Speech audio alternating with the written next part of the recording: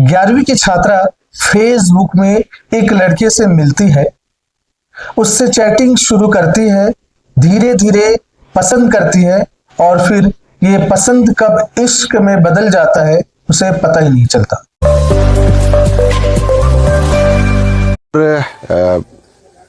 Executive magistrate के समक्ष शव उत्खनन का कार्य किया जा रहा है विधिक प्रक्रिया के तहत। और जो कहानी यहाँ पर आई है, पुलिस, ये लव ट्रायंगल का मामला था और पुलिस के पास चूंकि गुम इंसान कायम हुआ था, ये पूरी कहानी है। जो बच्ची यहाँ पर जिसका शव उत्खनन हो रहा है, ये अपने जीजा जी के पास आई हुई थी और वहाँ से एक लड़का जो आरोपी है उसके संपर्क में थी और उस दिन रात को इस लड़के के साथ 6-8 को लड़के के साथ में इस गांव में आ जाती है। यहाँ पर आने बाद कहानी में एक और लड़की की एंट्री होती है, जो ये आरोपी है इसकी पूर्व प्रेमिका का, वो भी यहाँ पर आती है और यहाँ पर आने पे दोनों के बीच में विवाद होता है। इस विवाद को लेके वो बोलती है मैं भी मरने जा रही हूँ, लड़का उसके पीछे पीछे जाता है, फिर उसको मना के लेके आता है। इस बीच में इस लड़की को अपने आउट हाउस, इसका घर है एक जहाँ पर गाँव में ही दूसरा घर है, वहाँ पर रखा हुआ था और इसको छोड़ के लड़का चला जाता है। नमस्कार। दरअसल एक सनसनीखेज मामला सामने आया है, ऐसा लगता है मानो किसी वेब सीरीज से कम नहीं।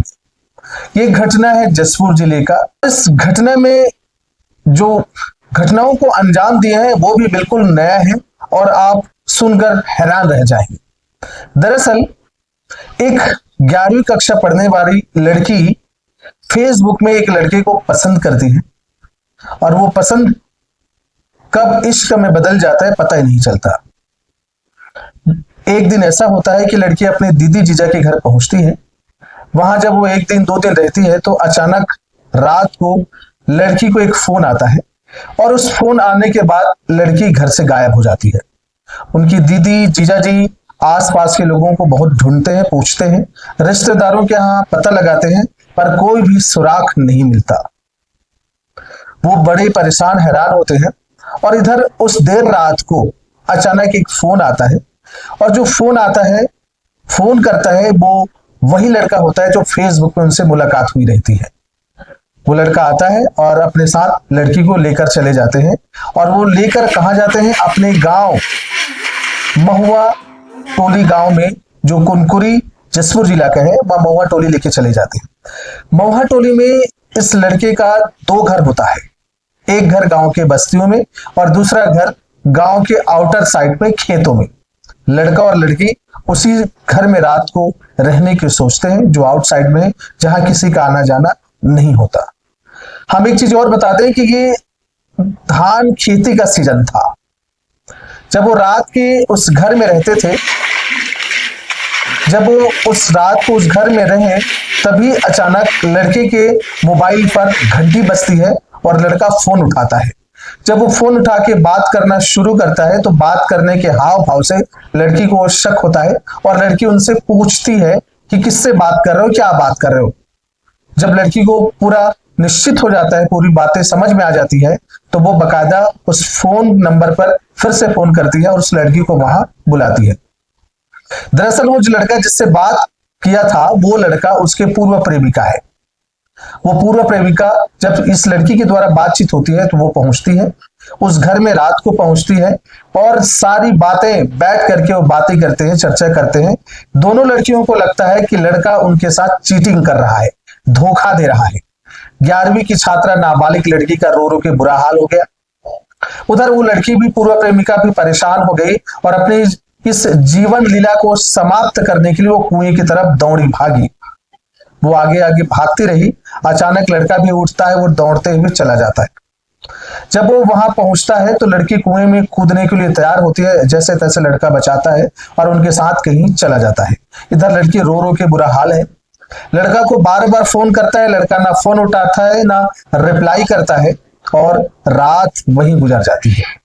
जब रात के गुजरने के बाद सुबह लड़का वापस उस घर पे आता है तो देखता है कि फांसी के फंदे पर वो लड़की जो 11वीं की छात्रा थी वो लटकी रहती है और उनकी जीवन समाप्त हो जाए रहती है। लड़का देखता है, समझता है, सूचना अपने घर वाले को देते हैं। उनके बड़े भाई, उनके चाचा जी, उनके माँ, तमाम लोग आते हैं और एक योजना बनाते हैं कि वो उस लाश को उतार करके पास के खेत में ले जाकर के दफन कर देते हैं। खेती का सीजन था, दफन करने के बाद बकायदा उसमें रोपाई करते हैं और रोपाई होने के बाद फसल जब बढ़ने लगता है, फसल में बढ़ने के साथ साथ नई बालियां आती है, फसल पक जाते हैं और कटाई करके फसल मंडी तक पहुंच जाता है। इधर लड़का दफनाने के दूसरे दिन बाद वहां से वो फरार हो जाता है और वो चला जाता है हैदराबाद। इधर उनके जीजा दीदी जी बहुत परेशान थे, माता पिता को संपर्क किया, सारी बातें बताई और माता पिता आसपास के तमाम लोगों को पूछा, ढूंढा, रिश्तेदारों को, लड़की की कहीं भी कुछ भी खबर नहीं मिली। तो अंततः वो पुलिस के पास गई रिपोर्ट लिखवाने। जब वो पुलिस को इस सब की जानकारी दी, पुलिस मुस्तैदी से इसके पीछे लग गई। जो एसपी साहब है शशि मोहन सिंह साहब, इन्होंने जब ध्यान से देखा तो उन्होंने एक डाउट किया, वो था कि फोन कॉल पे लड़की अक्सर एक ही नंबर पे बातें करती थी। जब वो बात करती थी तो एसपी साहब ने पूरी चिट्ठा खंगाला, सारी चीजें खंगाल ली, तो उसने पाया कि जिस नंबर पे बात करती थी असल में वो नंबर हेमंत प्रधान का नंबर था और ये हेमंत प्रधान वही फेसबुक वाला लड़का है। अब क्या था, उसके घर पहुंचे, पता चला हेमंत हैदराबाद चली गई।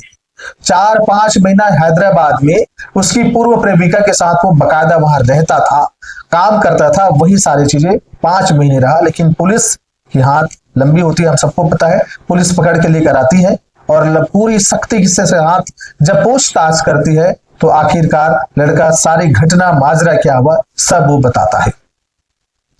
फिलहाल ये एक तो बड़ी बात है कि अब वो पुलिस के कस्टडी में है, लेकिन किसी को यह नहीं पता था कि उस रोपाई वाली धान फसल के नीचे लाश दफन हो गई है। और ये दफन लाश जब लड़के के बताए तरीके के हिसाब से उस जगह पे पहुंचती है पुलिस, जाके वहां खुदाई करती है, तो उस फसल के नीचे दफन लाश जब निकाला जाता है तो उनके पछतावा होती है। प्रथम दृष्टया लगता है कि लड़की ने सुसाइड की है, लेकिन उसे सुसाइड करने के लिए उकसाने के तौर पर लड़कों पर और सहयोग करने के तौर पर उनके और जो रिश्तेदार है सब पर मामला दर्ज कर लिया गया है और अभी वो पुलिस कस्टडी में है। इस विषय में आप क्या सोचते हैं, कमेंट बॉक्स में कमेंट जरूर करिएगा। हमारा आपसे निवेदन है कि आप सावधान रहिए, जहां कहीं कुछ क्राइम हो, क्राइम में इन्वॉल्व मत करिए, मत होइए। आप जल्दी से जल्दी पुलिस वालों को इसकी सूचना दीजिए। नमस्कार, जय हिंद, जय भारत।